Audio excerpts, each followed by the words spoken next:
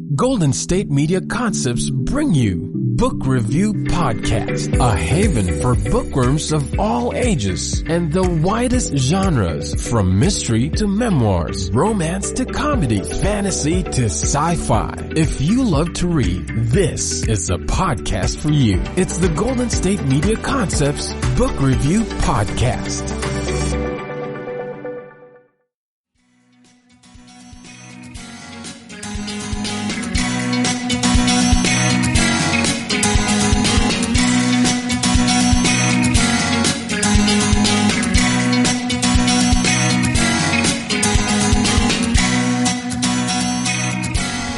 Hello and welcome to the GSMC Book Review Podcast, brought to you by the GSMC Podcast Network. I am your host, Sarah. Happy to be with you once again. I hope you had a great weekend and that your week is off to a good start. I was confused all weekend about what day it was.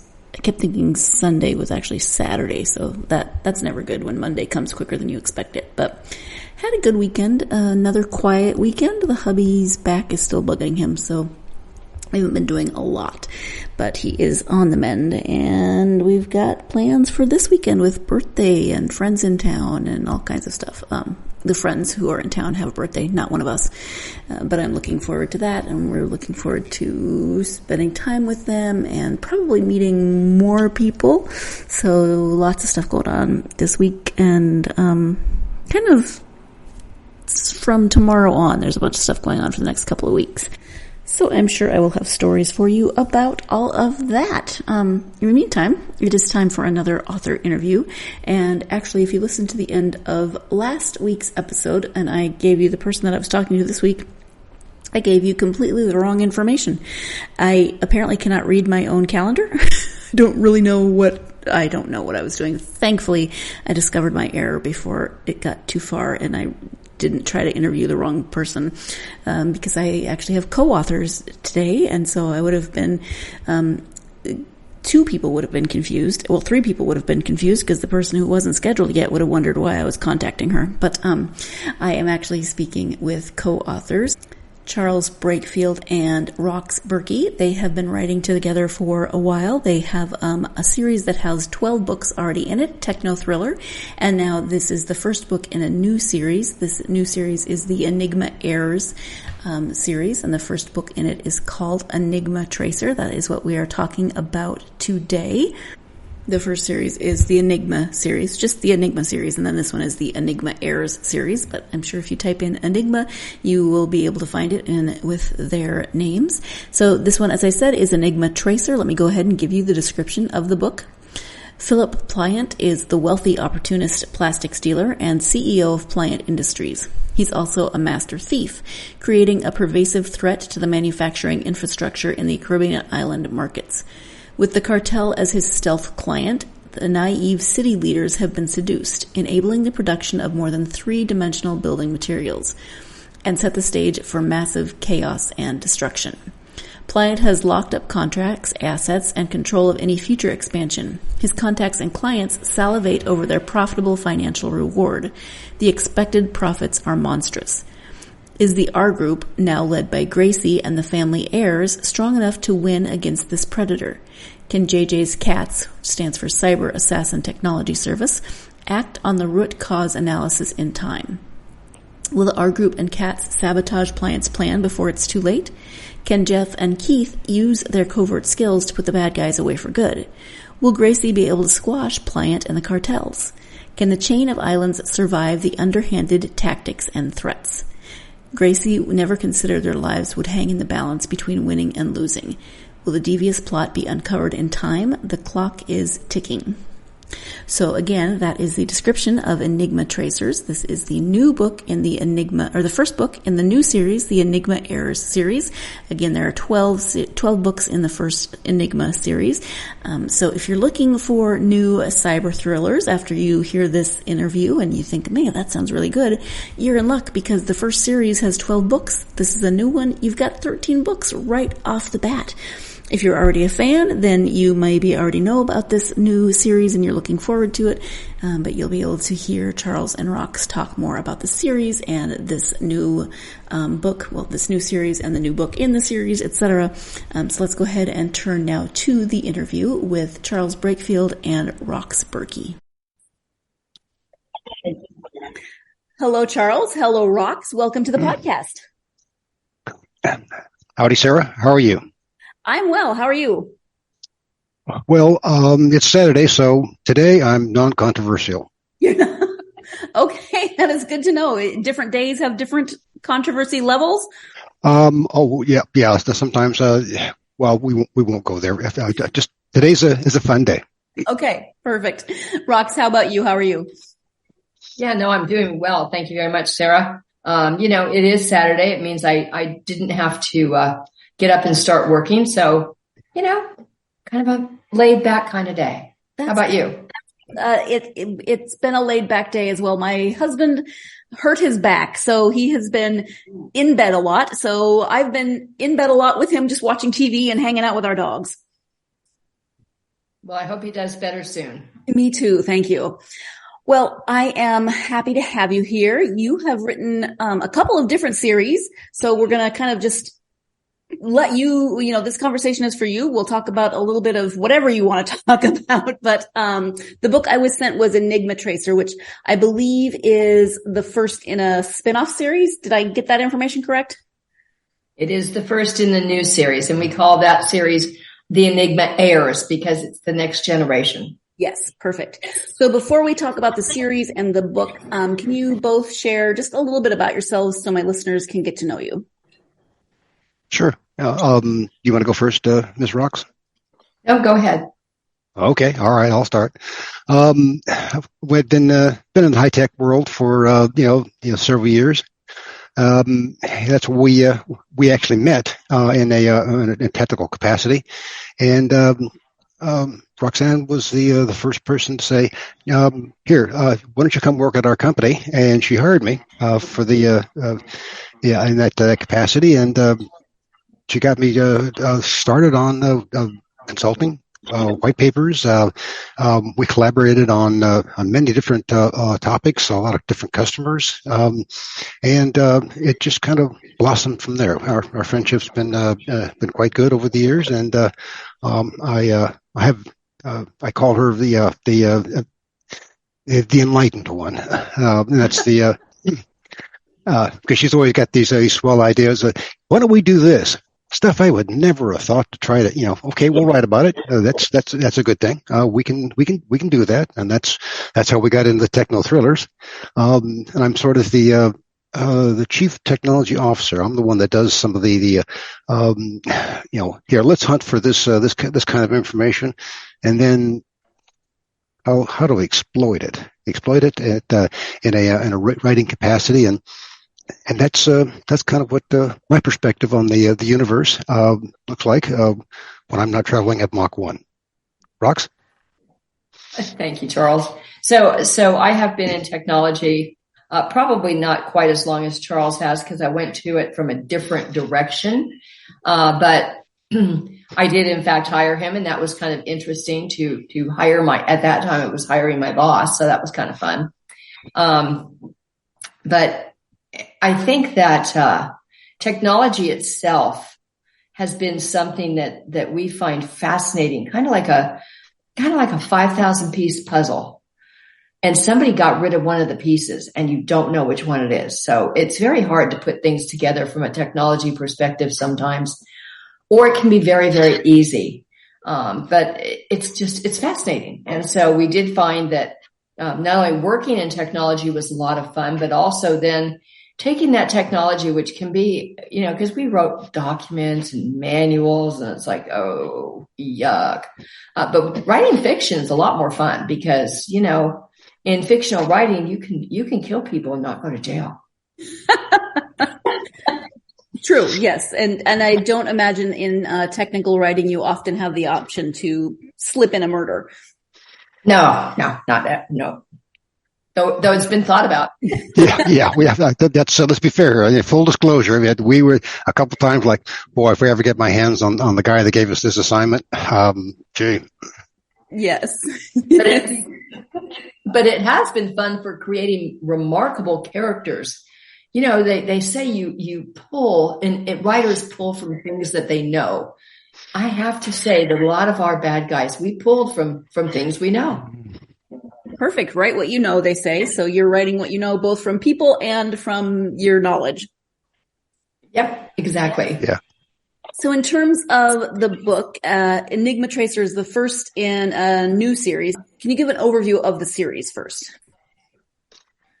So the Enigma Heirs, we decided to go into a new series because the first series had 12 books in it, and I just could not do a book 13. Just didn't work for me. But in the first series, the characters have grown and matured over time. And so they're not static characters like some people do in series where the characters just kind of repeat and repeat. Ours actually grew and evolved into different people. And so as they did that, they also ended up having children. And so they taught their children how to hold the mantle of the group that we call the R group. So the R group is a group that really goes out of its way to help people and to do wonderful things for people, to make them feel safe and thwart all the bad guys, especially those cyber criminals. And so we wanted to do it with a new group and a younger group to kind of get more into today's technology from a younger perspective. So we decided that this new one would have a kind of a different flavor to it. It would be much more relevant to the younger generation. Not that everybody wouldn't enjoy it. That's not what we're saying, but we wanted to make sure and key into the younger generation. We kind of got off on that kind of a tangent based on the stuff we did in the 12th book of the first series, which was the Enigma book series. We reintroduced, this is kind of the humorous part, we reintroduced old age technology that nobody remembers, and they were using it, then leveraging it to be able to get the bad guys who were all about what's the newest generation, here's all the new stuff, here's the new technology, and they got defeated by the old technology. And so it was kind of a fun relearning, re-exploration of some of the things that we've come from, that are part of my history and stuff that you don't see anymore. But it's fun on conference calls to be able to talk to people, and they pull. It's called pulling rank. What they do is the piece that I saw was this, and this. And I said, oh yeah, well how about a floppy disk? That's, not just 5 inches, but, 12 inches. And they go, okay, you win. All right. Wow. So that helps set the stage for training the next generation, the heirs, to take over and, run the R group and be the cyber heroes that, we wanted to be able to, explore. Mm-hmm.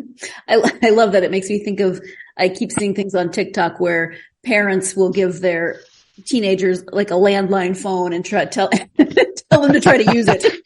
Yeah, I've seen that. That's hysterical. They go, where's the they look at it and go, oh my gosh, those are what is this and why is it attached to the wall? Yeah. Yes. Why can't I move it around? They'll never know the pain of having to talk to a crush, and you can't stretch the phone cord far enough to get away from your parents. Yep. It is time for our first break of this episode, but I will say that while we did have the phone on the wall in the kitchen that had the cord on it, I also have a sister who's 6.5 years older than I am. We shared a room growing up, and thankfully she managed to get a phone line in our room while she was in high school. So by the time I was that age and having crushes and wanting to try to talk on the phone, I had a phone in my room. So it was still, it had a cord. You couldn't go anywhere with it, but I could close my door. So I was very, very lucky in that regard. But it is amazing how far technology has come in just my lifetime. So let's go ahead and take that break. When we come back, we'll be talking about the spreadsheet involved in keeping track of the characters in a series of this magnitude. So stay tuned. You're listening to the GSMC Book Review Podcast, and I'll be right back. The GSMC Life and Happiness Podcast takes you on a journey of exploration. We'll discuss tried and true methods alongside the latest trends of how to best live your life to its fullest and happiest. From psychology to meditation, science to self-help books, the GSMC Life and Happiness Podcast will help you to discover what makes you happy and how you can live life being the best you possible. Download the GSMC Life and Happiness Podcast on iTunes, Stitcher, SoundCloud, Google Play, or anywhere you find podcasts. Just type GSMC in the search bar.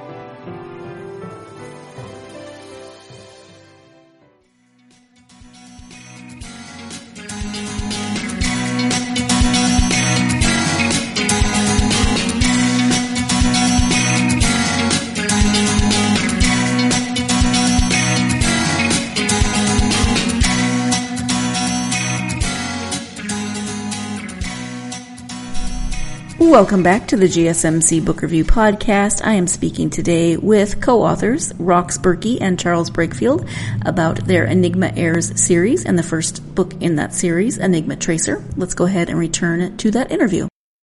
I read in the afterword of your book that you have a ginormous, it sounds like, spreadsheet to keep track of your characters. Can you talk a little bit about that process? Well, yeah, it's because we work out of different homes. It's important to be able to track the characters. We've got a fairly healthy character universe, and the story threads. It's good to have those things tracked, so you can go back and say, what was that character that we had back in book 4 that was so obnoxious that we had so much fun with? Let's bring that one back, or here's a thread, and we trap on all of those thought processes, and then on the next book that we're working on, the Enigma Heirs series, already sketching out the chapters, in the spreadsheet, and the characters and where they show up, and we do color coding, and it's a back and forth. It's an iterative process, well, to be honest, it's the patent pending technique we have called literary badminton, where we take and we bat the story and the thought processes back and forth until we get a nice polish to the storyline. Okay, thank you. And so this book is the first in this series. Do you want to give an overview of just this particular story? The Enigma Tracer is about we start off with a very spirited couple of gals that are trying to finish off their MBAs in Ireland, and it sets the stage for their relationships going forward as two powerful female characters, and we like powerful females. None of this sissy stuff. But one of them, Gracie, and her twin have now reached their 20s, and they're now in charge of the art group and the CATS team, which is a cyber assassin technology services group. And together they deploy their resources under contract for governments, corporations, and people. And her old running buddy from college calls her up and says, we're trying to get the goods on this bad guy. He's an ecological gangster, and anybody that's gone in to try to defeat him doesn't come back out. So we need your sleuthing ability, Gracie, and your resources to help us trap this guy. And all of this, the contest, the clandestine information, everything they have to be able to get is on a cruise line, with 5,000 of their closest friends, it's the give and take, the cat and mouse, how do I get the goods on this guy? I need to get into his inner circle. And yet, this is a very detestable individual that's vicious and very difficult to be able to deal with. So, it sets the stage for a lot of the give and take, a lot of the mystery, if you will, for how to be able to beat the bad guys, how to be able to keep from getting whacked yourself, and then there's some twists and turns that will keep hopefully keep the reader just saying, God, I need just one more chapter, then I can put the book down, and that's the kind of writing that it takes to be able to keep somebody interested, and that's what Rox and I like doing for. This book is written, Gracie, as Charles, you just mentioned, is one of the main characters. Her twin brother is in it, her friend from college. So it's written from a variety of different points of view. Can you talk a little bit about choosing to write from multiple POVs and kind of your approach to that style of writing? So because of the characters that we have and the fact that they do have their own voice, we try to make sure we isolate those points of view, certainly to a given chapter. But we have found that trying to do the entire novel in that way, because of the richness of the characters, isn't as insightful for the reader as going from the different points of view, especially when it comes to Gracie and JJ, because they're both very strong personalities. So we are very careful not to, infiltrate them within a given chapter. And if there is something that just compels us to do that, we will certainly have what we call a section break within the chapter, to make sure that it's not confusing or head bopping to the reader.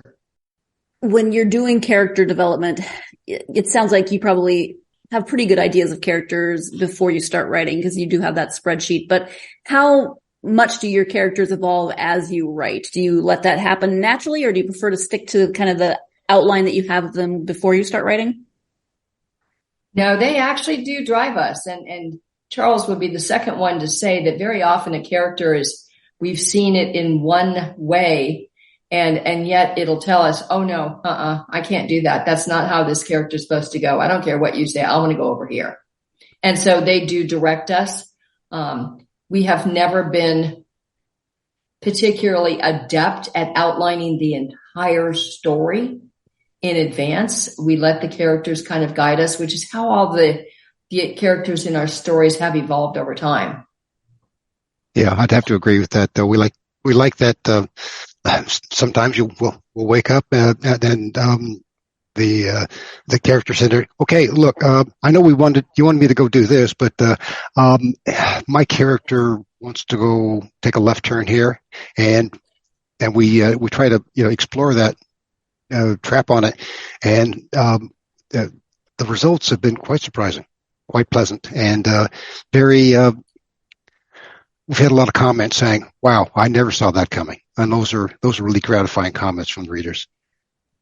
So it sounds like, from what you said, that with letting the characters kind of drive you, that you are more maybe pantsers than plotters, or maybe you're a combination thereof. Do you prefer to let that story evolve on its own more than really trying to outline? I'd have to say we do prefer that. When we outline, and it's funny because we just outlined the next book for this series, it's more of a summary. We know the beginning point. We kind of know where we'd like to end up, and we know the characters that we want to have involved in it. But that's about it. And then we rough out 5 to 8 chapters at a time, and we go back and forth. So Charles will do one, I'll do another, and then we'll bring them together and smooth them to make them sound like it's one voice.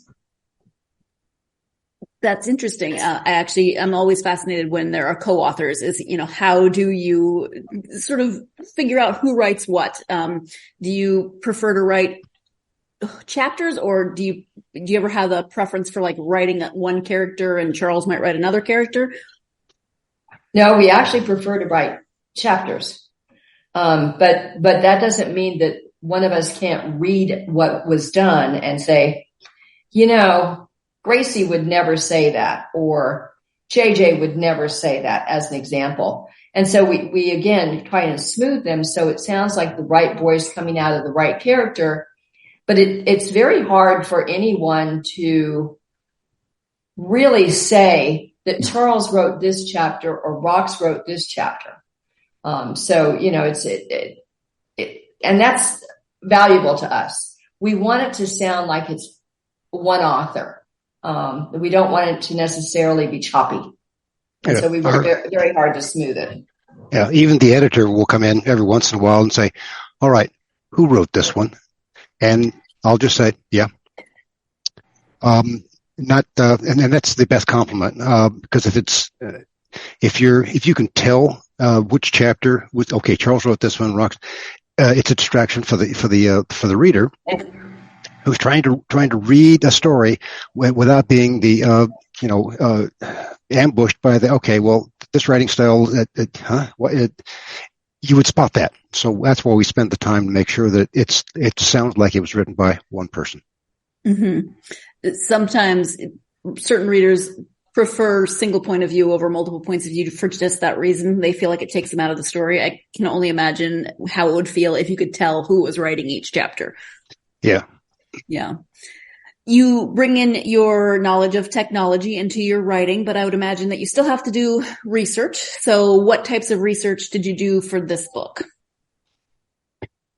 Well, we did, of course, a lot of the, we show up on the author cruises, and we had a chance to be able to run around an actual ship, with, 4,000 other people, to see how exactly it would work. And the actual hands-on experience of being on a cruise like that, and then seeing, okay, well, how would you do a clandestine operation where you can't get off? And so it's those are the kinds of things that get baked into all of our stories, because it's like, and I've had people challenge us, saying, "Oh, that can't be." I said, "Want to bet?"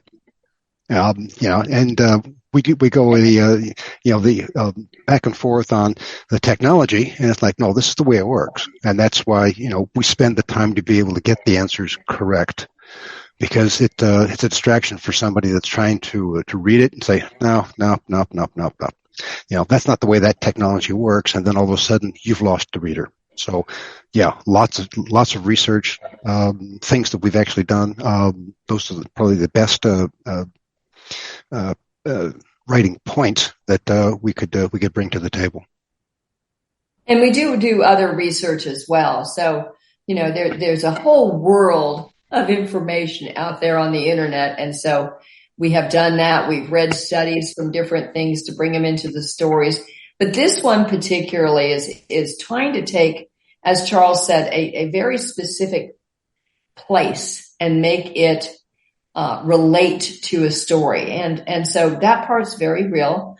The technology is also real, though we've been known to kind of bend it just a little bit. But there is so much technology out here that individuals and consumers don't necessarily see for a couple of years sometimes.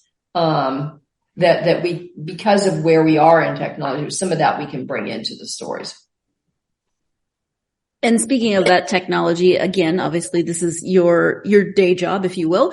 But what about thrillers especially draws you to writing in the genre of techno thriller? Well, I mean, a lot of times the attack vector, that's just stuff that flows across my screen on a regular basis. We're trying to put voice services in a global corporation, but it's got to be secure. Those are the kinds of things that we see on a regular basis, and it's a lot of it is stuff that we've seen up close and personal. time for our second break of this episode. I will say that research is one thing, but having the amount of knowledge that Rox and Charles have because of their work in technology and their work in this industry has got to be incredibly helpful in terms of writing techno thrillers. You know that they have a really, really good basis for what they're talking about. So let's go ahead and take that break. When we come back, we will be talking about technology, of course, more technology and how that plays into their books and what they're planning on doing in the future books. So stay tuned. You're listening to the GSMC Book Review Podcast, and I'll be right back. Tired of searching the vast jungle of podcasts? Now listen close and hear this out. There's a podcast network that covers just about everything that you've been searching. The Golden State Media Concepts Podcast Network is here. Nothing less than a podcast bliss with endless hours of podcast coverage. From news, sports, music, fashion, cooking, entertainment, fantasy, football, and so much more. So stop lurking around and go straight out to the Golden State Media Concepts Podcast Network. Guaranteed to fill that podcast itch. Whatever it may be. Visit us at www.gsmcpodcast.com. Follow us on Facebook and Twitter, and download us on iTunes, SoundCloud, and Google Play.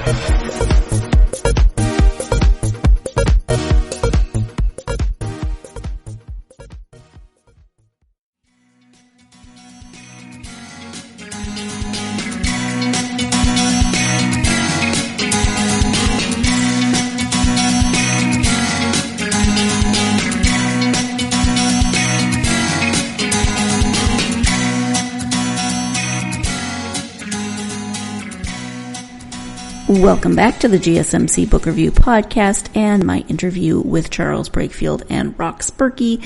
You are listening to this podcast because of technology. And technology, of course, is a big part of this series and the series before it. So let's go ahead and return now to the interview with Charles and Rox. I've been joking forever because of sci-fi movies that the AI is going to become sentient and kill us. We're now getting much more advanced AI and advanced technology. Do you ever get a little worried about what you're writing, that it's going to come to fruition at some point in our future? Boy, that's sort of a loaded question, Sarah. Yeah. Sorry, it's non-controversial Saturday too. I ruined. Yeah, but we in book number 10 we got into the cryptocurrency wars, and it was something that we had done a lot of research, but we had actually postulated that Venezuela would have to be able to come up with their own cryptocurrency because of the way they've destroyed their economy. And doggone it, if they didn't go and do that before I got the book published, it really annoyed me. But that's also the spooky part when, the technology, the things that we're postulating, come about. And Rox, you want to tell them about the artificial intelligence wars that we put in the last two books? No, but I want to finish on the one thread of, other authors have said, especially thriller authors, that it's really funny and spooky when things come true that you actually write about, whether it's clandestine operations, back office deals, different countries working with different countries. I mean, there's so much of that sort of thing going on that I guess it shouldn't surprise you that sometimes it turns out real. Is it spooky? Yes. We, when we started the original series, not the one we're for this discussion, but when we started the original, we also came up with the tagline that technology is today's weapon of choice. And we were very serious about that because we saw things like identity theft and ransomware and all of those other elements of technology that have encroached onto our lives and taken things from us, or we've willingly given them up. And that was part of the reason for the entire series, is to kind of alert people that, maybe you ought to not give everything to a computer. Maybe you ought to remember that you have a brain. And so I think we still are very passionate about that, Sarah. We want to make sure that we don't lose track of our creativity as individuals. And that's not just because we're authors. There's a lot of creativity from a very early age in most humans that I think should be cultivated. And I don't want to necessarily see people turn that over to a machine. And we see it a lot now with kids where they're given their little mobile device at a very young age, and they're taught how to, push buttons as opposed to creating, what we used to create, which was, Lincoln Logs or whatever the case may be, Legos. And so I think that's still an important aspect that we want to keep reminding people of, that there are things you have to learn. You have to build a foundation of knowledge so that when you are out in the world, it's not just, let me Google that and see what that answer is. We should know it. We should know it because we learned it. That makes sense?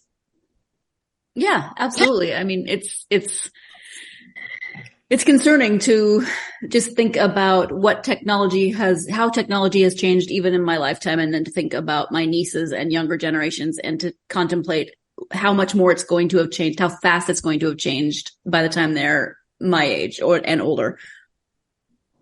Exactly. And I think we just have to make sure, especially for our young people, that we don't give them the entire world as a device before they've learned to think for themselves. Sure. Yeah. Makes sense. You mentioned that you just didn't want to write a 13th book for the first series. How about this series? Do you have an arc in mind, or are you just going to write until you feel like you've come to a natural breaking point? It's a great question. One of the fun things about writing with a technology foundation, as you just pointed out, there is so much technology being brought online every single day that, we have a never ending sense of threats that we can write about. And so I don't know that we actually have a stopping point in mind. As long as people like the stories, then my thought would be to continue them. If they really don't like them, then we rethink that, I guess.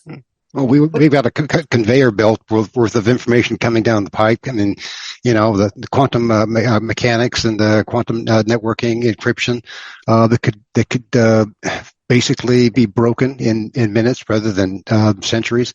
The neural implants that they're exploring now, of course, artificial intelligence and deep learning.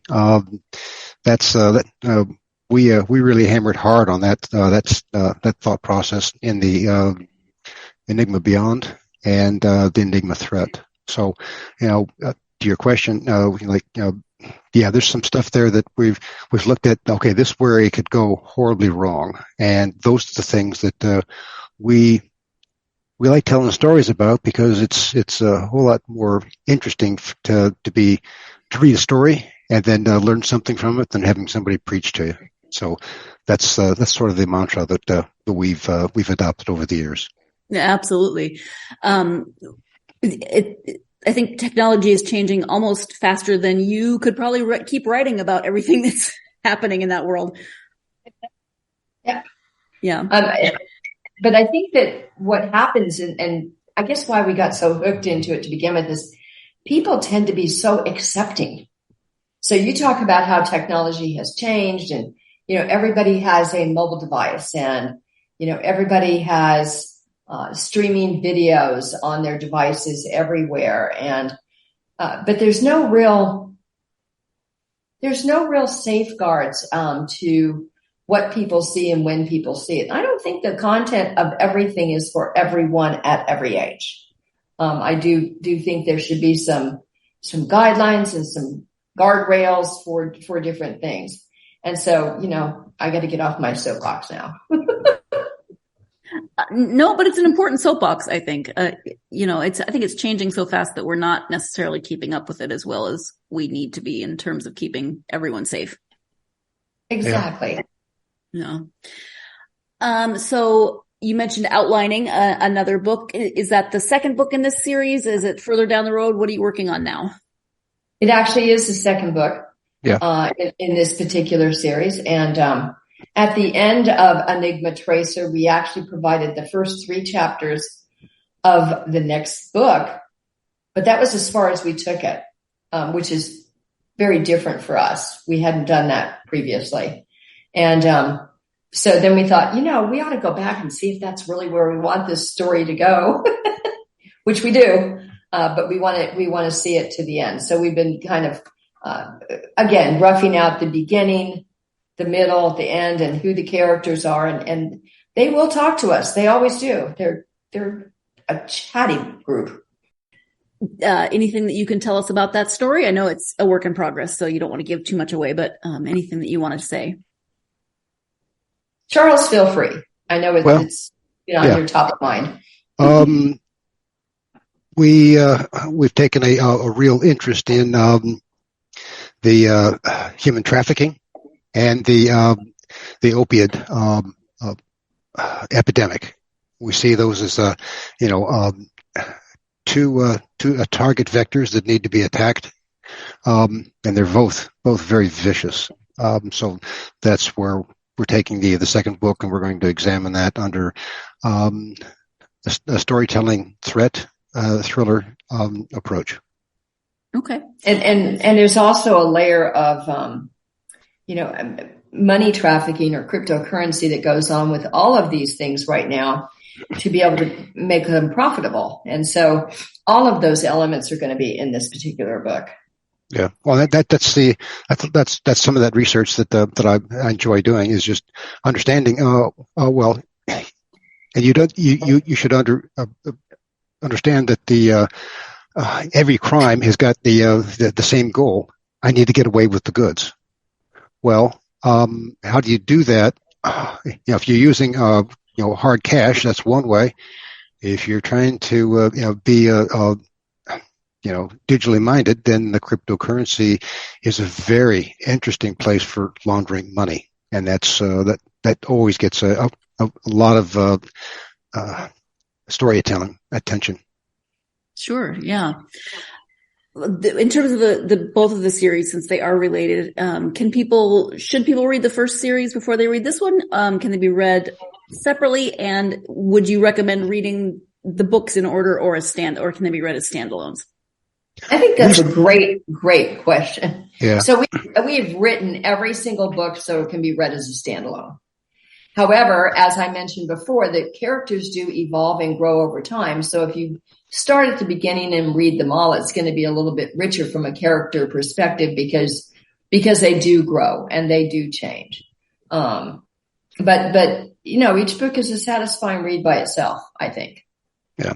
When we recapture in each book for we'll introduce characters or talk about some of the history that's necessary for that particular book, but it's not going to be tedious for somebody who has read it and rehashing everything from the beginning of time is really tough on people that are trying to stay with the whole series.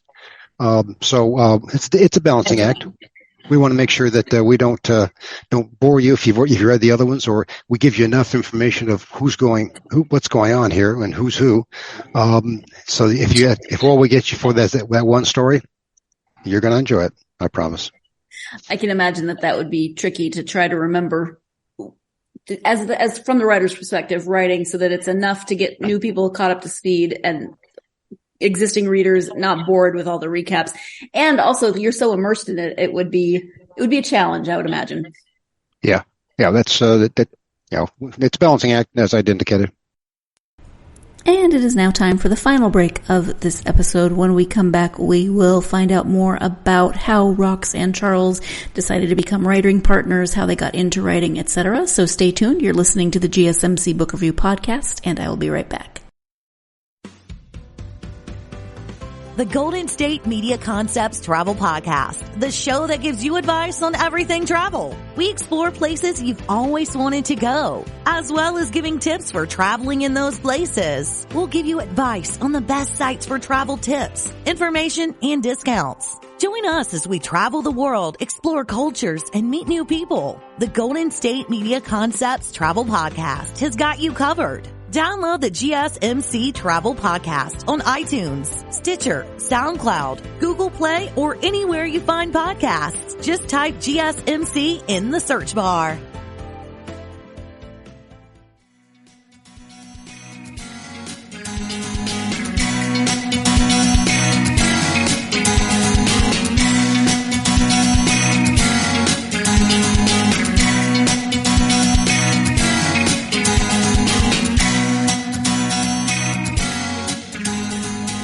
Welcome back to the GSMC Book Review Podcast and the conclusion of my interview with authors Charles Breakfield and Rox Burkey. In terms of writing, it's interesting that you started as work colleagues and they began writing together. But for each of you individually, was writing something that you always wanted to do, or did it come about because of your friendship? So for me, I actually, I was one of those teenagers who wrote a lot of poetry. I, thought that was really fun. And then when I went to college, I ended up getting connected to writing white papers. And one of the reasons I did that was it was good exercise for writing, but it was also about elements of technology. And the white papers were actually paid for, so it helped pay for my education. So I got started kind of going that way. Charles, however, had a much more fascinating background with newspapers. Okay. Full disclosure, I got on this history. I don't even know how we got into it. The professor came in and said, "We're going to try and teach you guys how to be able to understand how a corporation is put together." And the corporation you're going to build is a publishing company. And so we were going to do newspapers for the school, and it basically evolved into a commentary on the society, the schools, basically we by the time that we were finished with it had been labeled as an underground newspaper for the school, and they really didn't like that. So I guess that says a lot about my kind of mindset. I'm always looking at the things and examining them from the point of view of how can this be better, or what's wrong with this picture. So that kind of got me started along those lines. And by the time I was in the professional world, it was I found I had a talent for going in and analyzing what a business was doing or doing wrong, and see if I couldn't help put them back on track. So the analysis, the writing, and it had to be, it couldn't be dull, so it had to be innovative, and my writing structure has evolved, to the better, I would expect. So writing has been, I've got several decades of it, from in different capacities, and in different work environments. Okay. And then how did you have that conversation of we've written technical items together, maybe we should write fiction? How did that conversation come up? You want to tell about that, Roxanne? So we did write some non-fictional documents, and we had fun with it. Charles didn't have so much fun with it, but I had fun with it. And so we had published a nonfiction book, and unfortunately with technology, the day it's published, it's out of date. And so Charles didn't really want to write that anymore. And so I took off and I was noodling some different things from a fictional basis. And I finally brought him back, I don't know, half a dozen, maybe a dozen chapters of the first book, and said, take a look at this and read it. And I actually got him connected when I told him we could kill people. He thought that was really cool, that we could kill people in fiction. And so that was how we did it. We found that we could write together, and send things back and forth using spreadsheets and those kinds of things. And really, being on conference calls, we never even had to meet together and work stuff out to do it. We could do it remotely because we'd worked that way. So it was easy. I'm laughing because I can only imagine that if I would be the person that would walk into the wrong end of that conversation. Rox, right? As you said, yes, but we could kill people.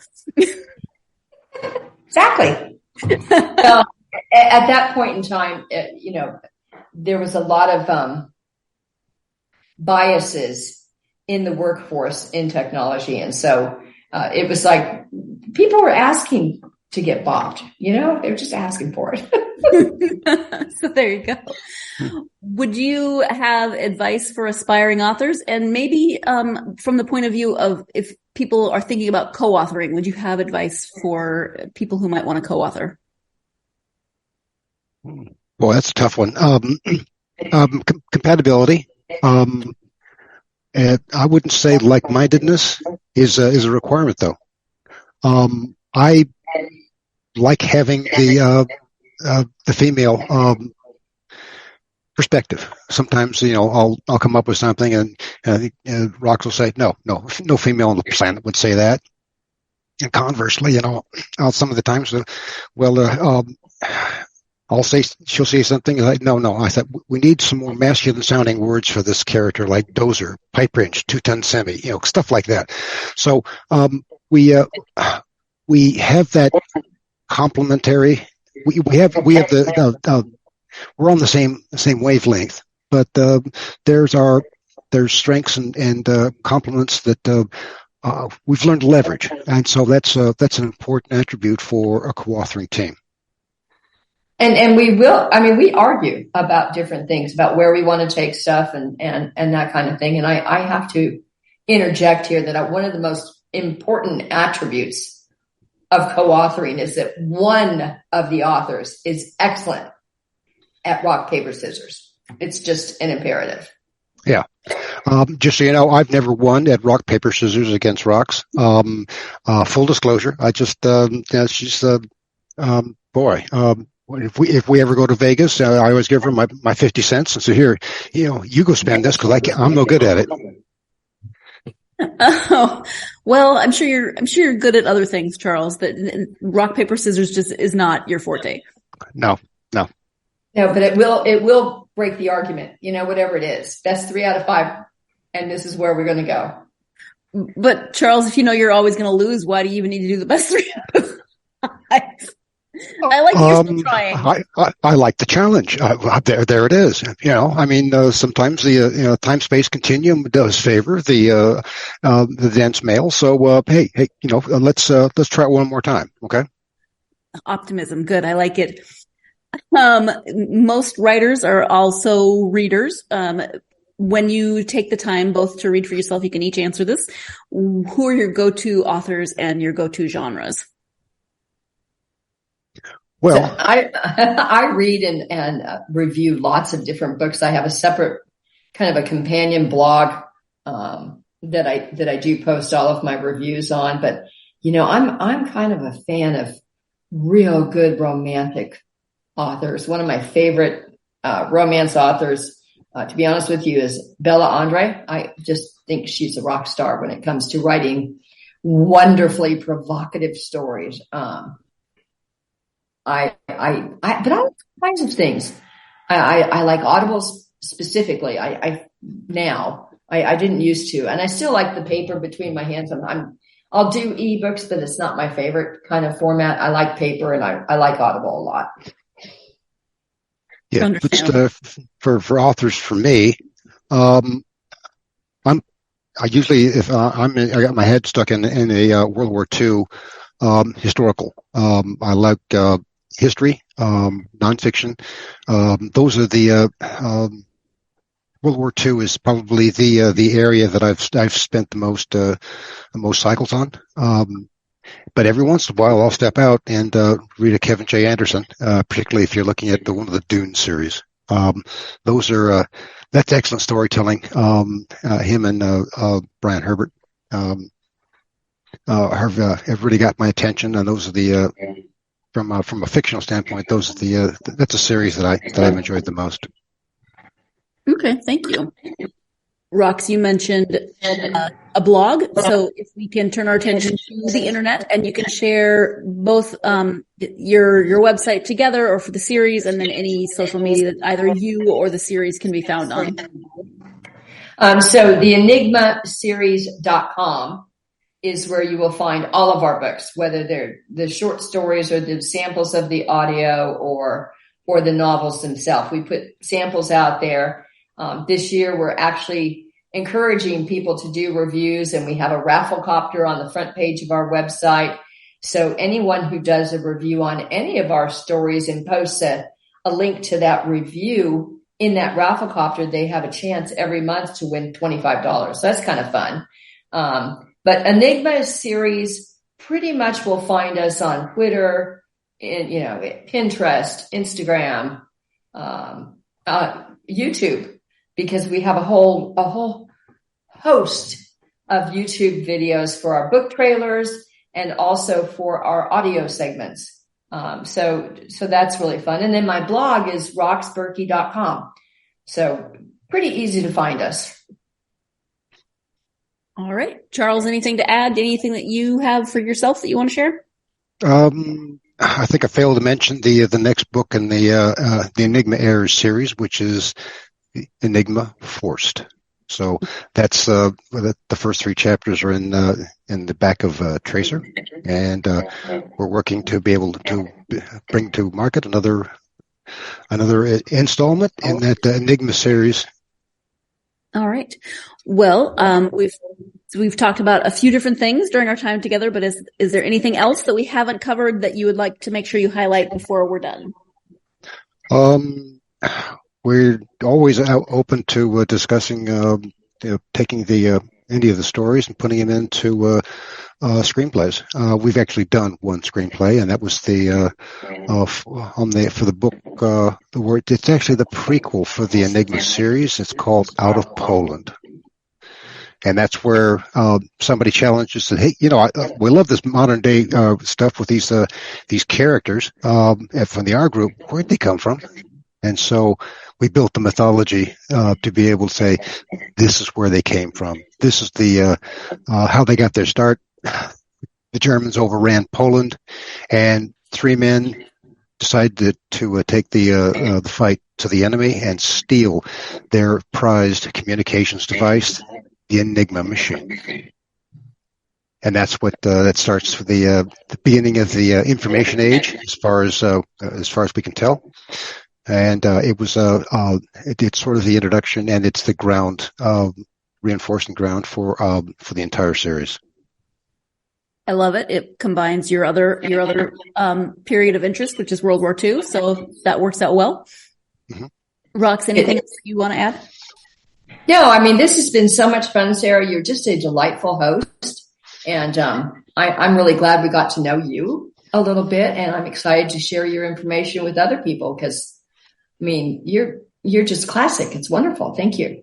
Oh, thank you. That's very sweet. I really appreciate that. And I also appreciate you both taking the time out of your Saturday to talk about books and writing with me. I really appreciate it.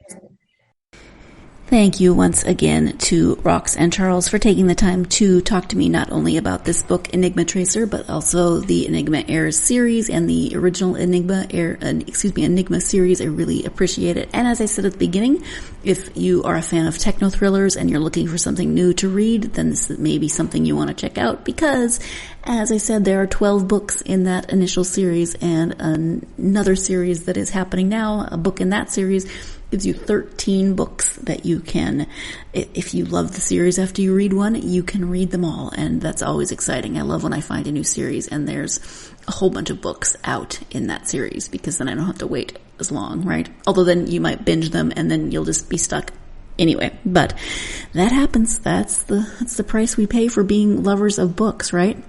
So like I said, if you're a fan of techno thrillers or if you have a reader in your life who is a fan of techno thrillers, then definitely go and check out these 2 series and see what you think. And thank you again to Rox and Charles. Thank you as always to you for tuning in. I hope you will join me next time. I have confirmed that I do have the correct interview this time when I'm previewing it.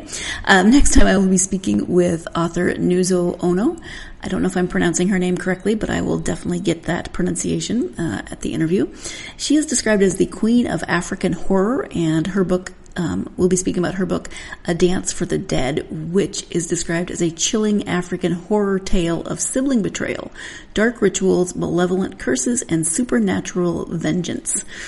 Yeah, I've been told that it's not gory, just suspenseful.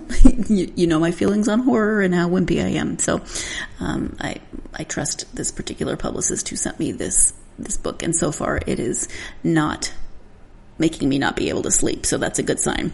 So join me for that episode, and thank you again for tuning into this episode. As always, if you are a fan of this podcast, like, follow, and subscribe on whatever platform you listen to the podcast on so that you can always know when there are new episodes.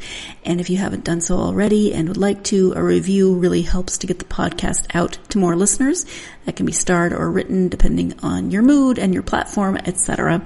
And then also, if you would like to follow on social media, you can follow the podcast on Facebook, Twitter, Instagram, and TikTok. Love hearing from listeners, and go check out the social media and follow that if you wouldn't mind. Hope you're having a great week. Hope that your weekend was lovely. But as always, my main hope is that you have plenty of time this week to get yourself lost in a good book. Thank you so much.